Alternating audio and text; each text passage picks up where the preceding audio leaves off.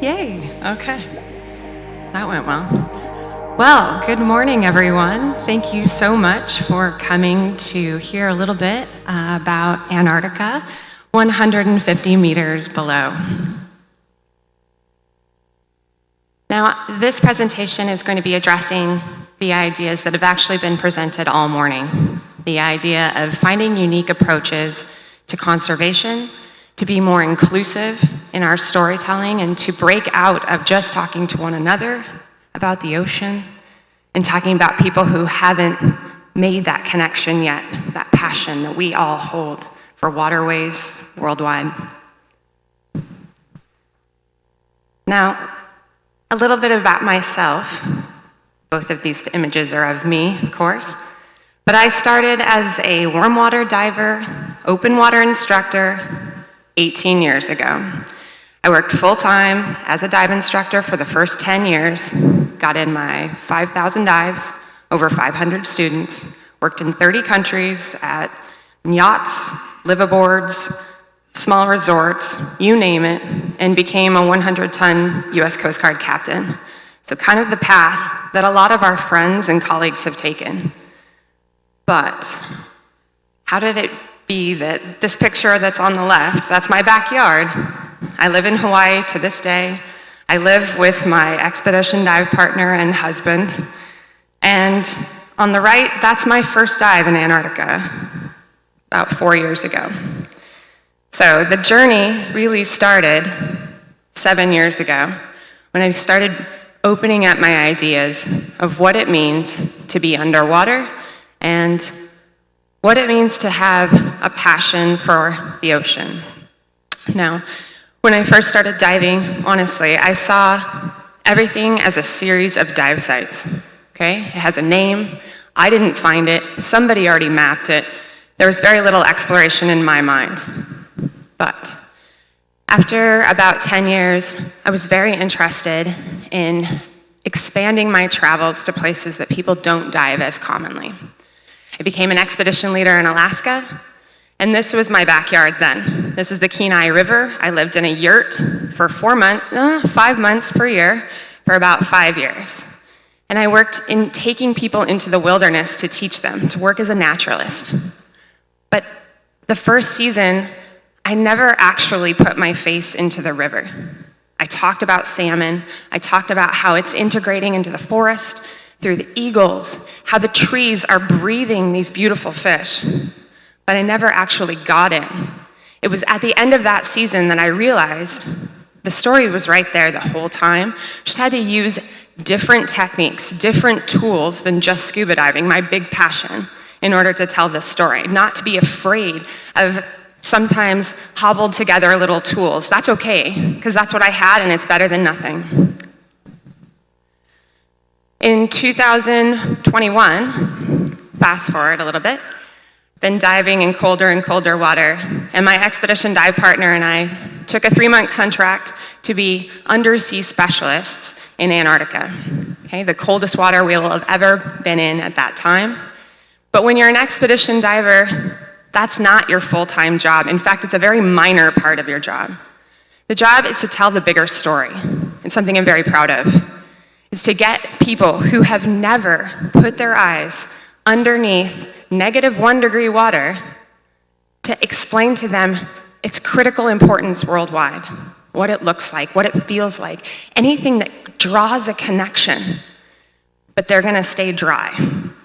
So this is me driving in front of a glacier. This is a huge part of my job, is driving to show people things that people are going to care about if I do my job correctly.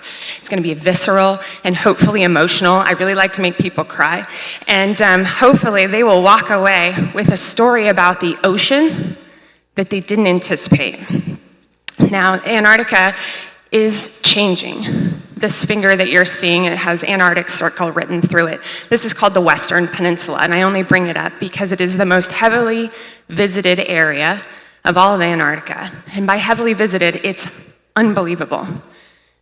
Tourist vessels are starting to come exponentially. So in 2010, around 40,000 people were traveling south in order to go embrace this wild place. Absolutely amazing. It's 2010. 2022, 105,000 people were getting onto these small tourist expedition vessels to go see this wild space, right? Incredible. They want to go embrace it. They want to make that connection for themselves. But here in the austral season last year, it's now 123,000 people jumping on a vessel, going out, trying to see something and have a special moment. It's a pretty big rise. Now, when people go, they are looking to see, of course, the 6 species of seals. They're going to see the 7 species of whales that are traveling to come get their food in the water. They're coming to see the 6 species of penguins, which are some of the cutest things on the planet, I'll admit it. They're amazing. But what they can see is above the ice, right? It's pretty obvious. This mushy, fluid, beautiful material is holding stories of how it's possible for the seals, the penguins, for the whales to be there. And so it's important, in my opinion, to use every tool in the toolbox to connect with people on the story below. Because Antarctica and the Southern Ocean are connected to the whole world. And that ocean, of course, is giving us the air we breathe. So if you care about breathing, you care about Antarctica and the Southern Ocean.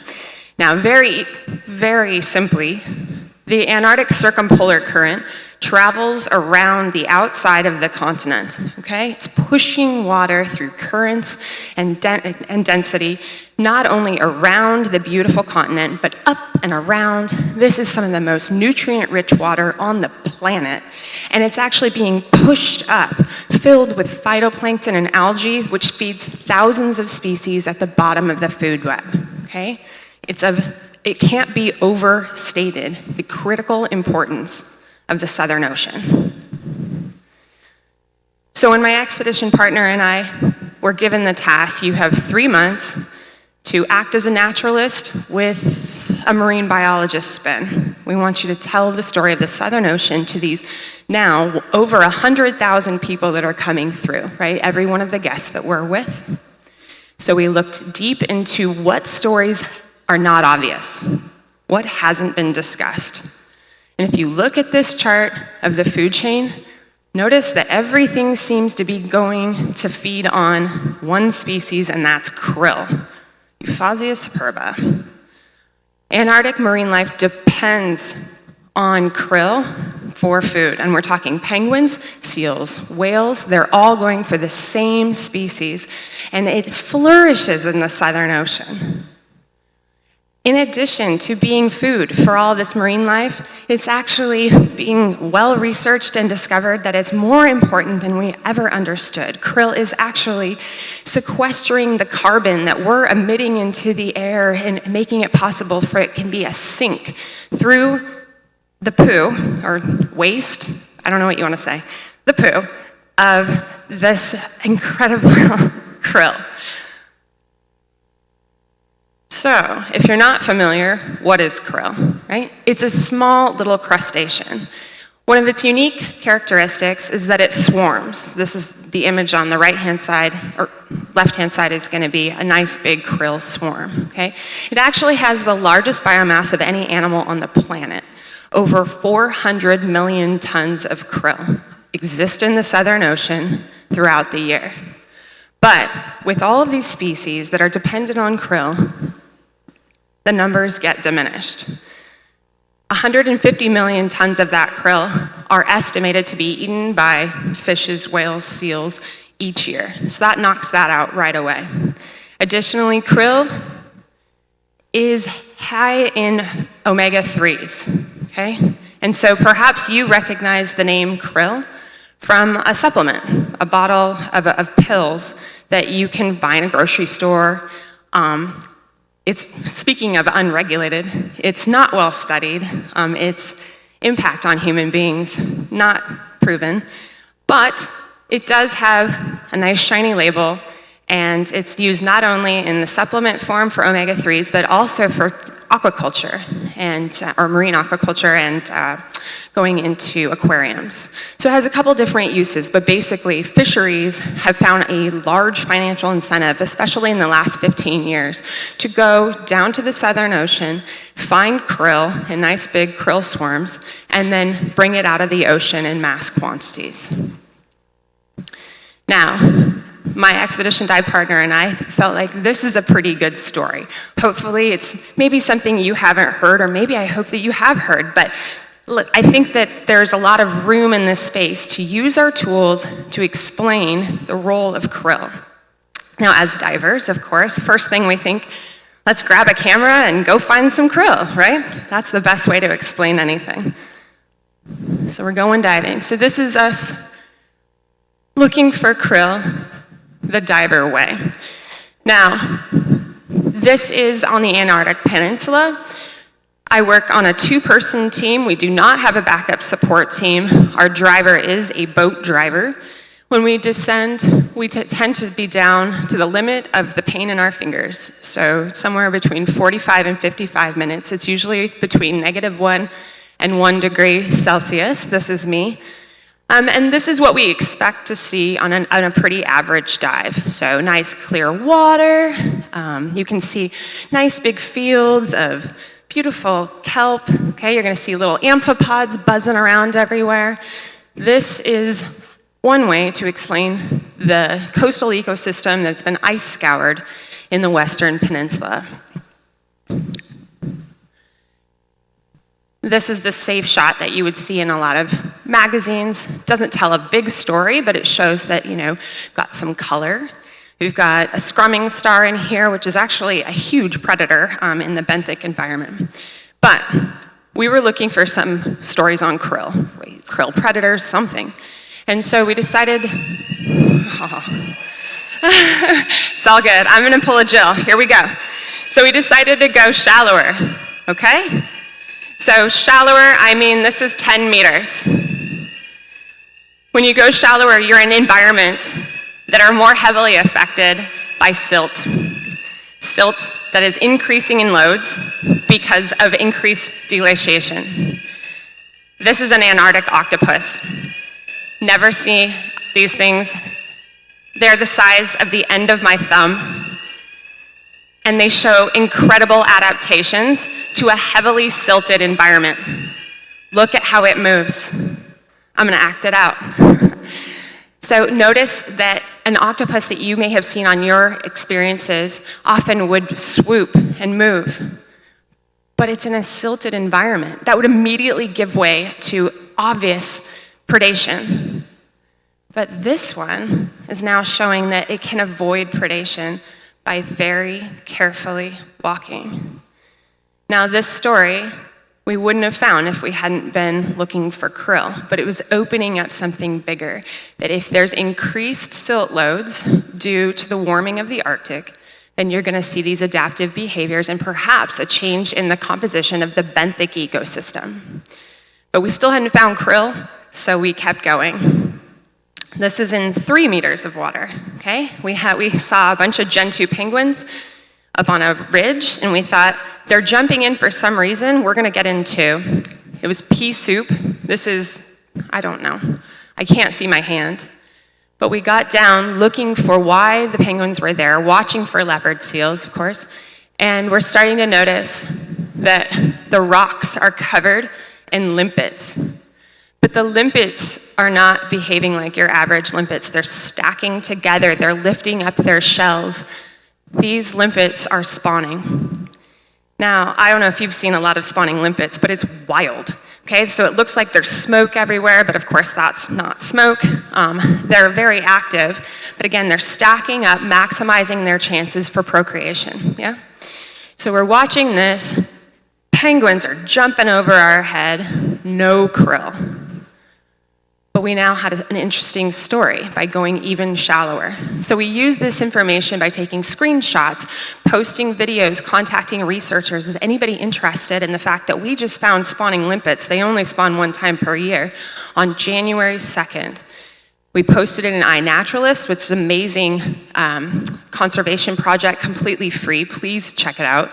And within a couple of months, we already had researchers contacting us saying, what temperature was that water? It should have been in February or March. January spawning because the water temperature is warmer. And nobody knew what was going to happen. Now we're going to start seeing these changes. They're unfolding, so those stories. Now, I still hadn't seen krill, so we went to the engineer of our ship and said, can you check the intake? Pulling water out, and it was full of krill. So it's around us. It's there. We just have to find it. But this is my hand, and you can see the size of krill. It's a little bigger than I expected. All right, so last place we were trying to see the krill, now we're trying to see krill predators. Now, as far as tool use goes, it's not that easy to film penguins. You need to be creative. So what we did here, this is incredibly shallow, is we looked at the cameras that we have, we strapped a weight on one, and we backed off. We waited. This is all under permit, by the way. But we found that, in fact, penguins don't just get in the water and then take off on their merry day. But in fact, they get in and they need to go through a cleaning regimen in order to become like a bullet, be able to be slick and fast, and that's how they're going to be able to actively feed and then return back and switch with their partners. Now, this is, again, just a drop cam. It's a GoPro and some weights. So it was important for us to realize you got to use every tool in the toolbox, open it up. No, it's not the highest quality. That wasn't in the cards for us, but this was. Additionally, wanted to know what happens when king penguins finally get away from the shore, covered in all these fur seals, but a drop cam's not going to work on this one. Fur seals are going to just kick it right on over. So you got to snorkel. It's not as glamorous as getting in diving, but you can see this story of how they all move together once they've gone through their cleaning regimen, and then they go out together in order to feed and find food. Now, as much as the imagery is important, we are able and permitted to also collect data. And so another tool that we use is just doing a simple plankton tow. So this is less than $100 for a net. And working with other organizations where we can tell them or even submit data of what we've found. So if we're finding microplastics, which is important because if we're finding microplastics that are very obvious, then we know that other species are ingesting them, right? So by doing a surface plankton tow, we can work with other organizations, submit our results. It's just a citizen science project, but it's turning our conservation photography into something bigger, right? So it's not just diving with a focus, but it's actually creating, hopefully, education with focus. And SEA Plastics Lab is a great one if you have any interest in combining your diving with maybe collecting a little bit of data, please let me know. All right, so finally we thought, let's find a penguin colony that has a deep entrance. Maybe that's where we can go. Maybe that krill ship right close by will actually produce some krill. So we found a spot that had a maximum depth of around 200 meters, and we decided to use our ROV. This is a deep trekker. It's a horse. Like, it really can fight some of the currents that you're going to find in this environment. We were able to put down the ROV actually in several different drops. One of the main advantages, instead of diving, even if we could dive very, very deep, you're only going to do one drop. We were able to drop in several different locations and film. And this is going to get sped up, but basically watching as we go and descend until we get down to the bottom.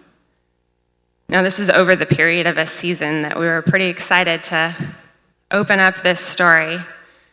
And finally, we got to the bottom, and that's krill. So all of these little crustaceans that are zipping through are nocturnal feeders. So they spend most of their time during the day, which is a very long day during the austral summer, right? They're going to sit very deep, and then their predators, like a whale, would come through and be very excited to see all of this amazing activity going through the water column. Now you can also see different species here. There's sponges, a lot of tunicates, What else are you seeing? Yeah, these are all tunicates right here. They actually look like a sponge though. Lots of sea stars, brittle stars. You can see it's all covered in this incredibly fine silt because of its location close to a glacier. So this was where we found, and hopefully are showing a connection between what the beautiful wildlife you came to see are doing on land versus what their environment is like when they are going to feed. We also were able to find sea pens during this expedition, which extended the range by over 250 miles. And we believe that that is because of that increased silt load that's going to be increasing over time, the benthic environment changing. Now, to circle back around, had we continued diving within the realms of just dive sites, never really would have started using tools. You would just get better at the tool that you have. But by having this challenging environment and then challenging ourselves with a bigger story, the dive sites kind of become meaningless. And I think we've seen that throughout this whole exhibition, right? Is finding new places that challenge ourselves to think bigger, as well as to see something and share something, hopefully, that's never been seen. So different tools that I personally now find captivating to be more inclusive, to have bigger audiences of folks who are not just divers, are things like citizen science projects, using our videos that are not perfect, and that's okay, in social media. You can find sponsorship, even from some ROV companies. If you have an idea that's exciting and it's a place that many people don't know about, you just can reach out to them cold. Everybody is excited to support new ideas. Using the plankton net, using the dive boat for 2 different purposes, not just once when you go out on a dive. Use your surface interval for something special that's memorable. I just feel like there's so much room because, honestly, Antarctic life definitely depends on us. The way that we go forward, the way that we treat tourism, all of it, it's our choice, and we're gonna need to adapt quickly. But if Antarctic life depends on us, then that means all marine life and therefore all life, right? It's all connected. And so hopefully, maybe we can all work together to include more people into our passion for ecology and conservation. Thank you. Thank you very much.